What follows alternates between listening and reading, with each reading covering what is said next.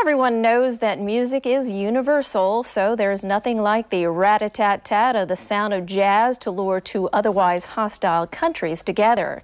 It's a novel idea being carried out by renowned U.S. jazz trumpeter Wynton Marsalis and his orchestra, who will be performing in Cuba alongside some of the island nation's finest musicians.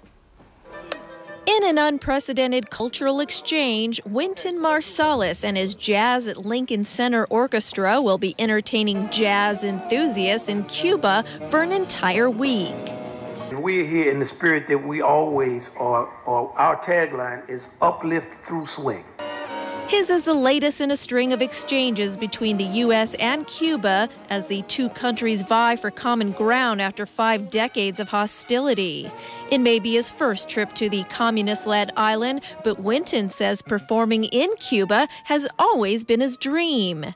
After all, Wynton's father, Ellis Marsalis, educated him about Cuba's groundbreaking jazz, recalling his exact words as, "Man, this is what cats are playing in Cuba."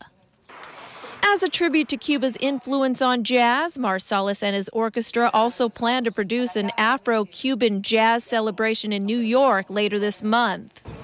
Using music as a buffer, Marsalis has succeeded in coming to Cuba, where the New York Philharmonic did not when it attempted to schedule concerts on the island a year ago.